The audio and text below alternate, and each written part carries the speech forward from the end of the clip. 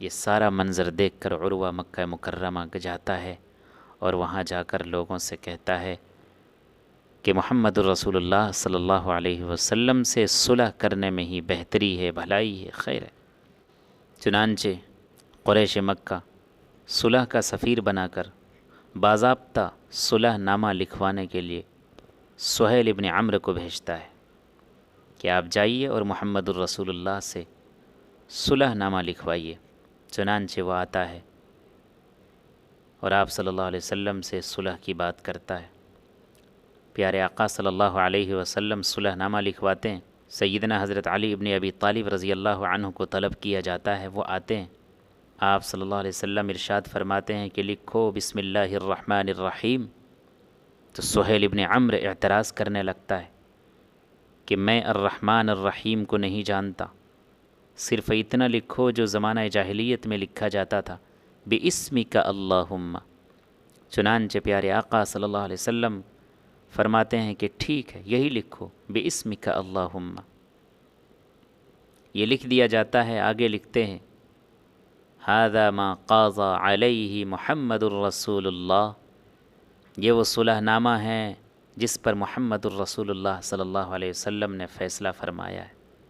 تو وہ سہیل ابن عمرو پھر اعتراض کرتا ہے کہ میں محمد کو تو جانتا ہوں، رسول اللہ کو نہیں جانتا، کہ رسول اللہ یہاں سے ہٹاؤ۔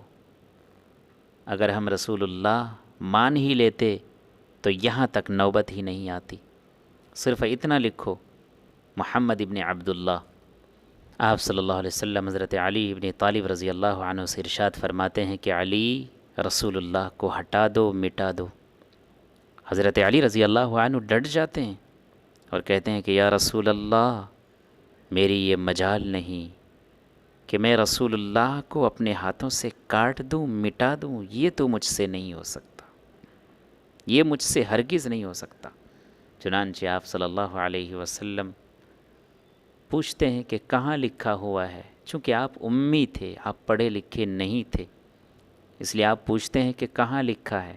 بتایا جاتا ہے کہ اس جگہ ہے، تو آپ صلی اللہ علیہ وسلم خود اپنے ہاتھ سے مٹاتے۔ عہد نامہ لکھا جا رہا ہے، تیار کیا جا رہا ہے، صلح نامہ تیار ہو رہا ہے۔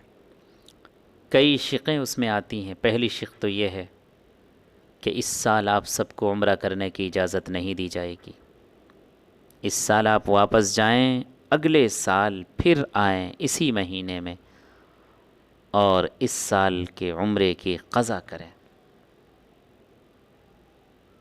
صحابہ کرام غصے میں آ جاتے ہیں، جلال میں آ جاتے ہیں کہ اتنا لمبا سفر کر کے آئیں، صرف 10 میل کا فاصلہ ہے اور یہاں سے بغیر عمرہ کیے واپس جانا پڑے گا۔ یہ بہت گراں گزر رہا تھا۔ ان میں سے ایک شرط یہ بھی تھی کہ جو کوئی مسلمان مدینہ منورہ سے مرتد ہو کر مکہ مکرمہ آئے گا،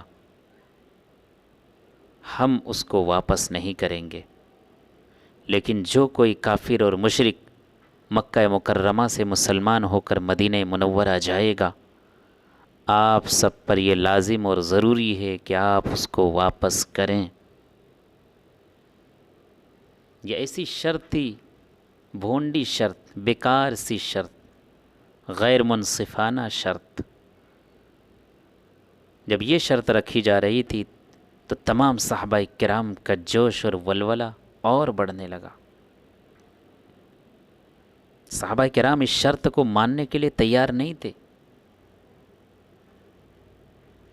لیکن آپ صلی اللہ علیہ وسلم کو اس بات کا یقین تھا کہ اللہ تبارک و تعالیٰ کی طرف سے عن قریب کھلم کھلا فتح کا اعلان ہونے والا ہے، اس لیے بظاہر آپ صلی اللہ علیہ وسلم جھک کر صلح کر رہے تھے۔ لیکن صحابہ کرام تو ظاہری حال کو دیکھ رہے تھے۔ حضرت عمر بن خطاب رضی اللہ عنہ اور جاہو جلال میں آ گئے، پیارے آقا صلی اللہ علیہ وسلم کے سامنے حاضر ہوئے اور کہنے لگے کہ یا رسول اللہ، کیا آپ اللہ کے سچے اور برحق رسول نہیں ہیں؟ آپ صلی اللہ علیہ وسلم نے ارشاد فرمایا کہ بے شک۔ پھر انہوں نے دوسرا سوال کیا کہ یا رسول اللہ، جو دین آپ لے کر آئے ہیں کیا وہ دین برحق نہیں ہے؟ آپ صلی اللہ علیہ وسلم نے ارشاد فرمایا کہ جی ہاں، بالکل برحق۔ تو حضرت عمر بن خطاب رضی اللہ عنہ نے کہا کہ پھر جھک کر مصالحت اور صلح کرنے کی کیا وجہ؟ لیکن آپ صلی اللہ علیہ وسلم نے ان کو سمجھایا اور دیگر صحابہ کرام کو بھی سمجھایا، اور یہ حکم دیا کہ تمام صحابہ کرام اپنے اپنے جانوروں کو جو کہ قربان کرنے کے لیے لائے تھے مکہ مکرمہ بھیج دیں، حرم شریف بھیج دیں، اور جب وہاں ذبح ہو جائے، قربان ہو جائے تو احرام کھول لیں اور حلق کرا لیں یا قصر کرا لیں۔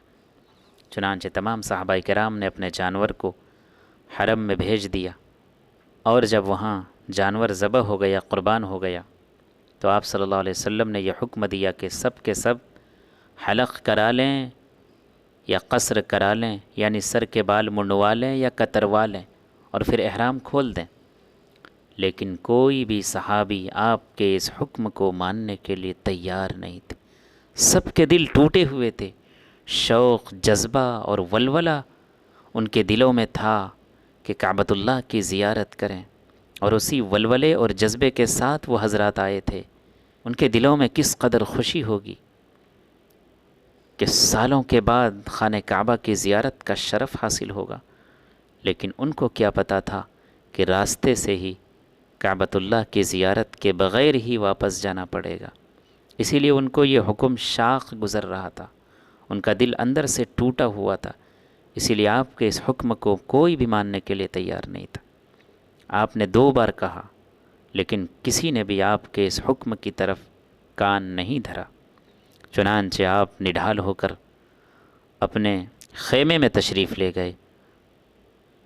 حضرت ام سلمہ رضی اللہ عنہا آپ کے ساتھ تھی۔ آپ صلی اللہ علیہ وسلم نے سارا ماجرا ان کو بتایا، سنایا، تو حضرت ام سلمہ رضی اللہ عنہا نے کہا کہ یا رسول اللہ، آپ ان حضرات سے ناراض نہ ہوئیے، آپ کی نافرمانی کے ارادے سے انہوں نے ایسا نہیں کیا ہے، بلکہ ان سب کے دل ٹوٹے ہوئے ہیں، وہ لوگ جذبات سے لبریز ہیں، اس لیے آپ برا نہ مانیے۔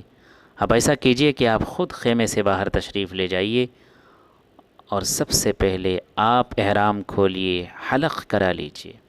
چنانچہ آپ صلی اللہ علیہ وسلم خیمے سے باہر تشریف لائے، اور آپ نے ایک صحابی سے فرمایا کہ میرا حلق کرو، بال مونڈ دو۔ چنانچہ وہ صحابی نے آپ صلی اللہ علیہ وسلم کے سر کے بال کو مونڈا، حلق کر لیا۔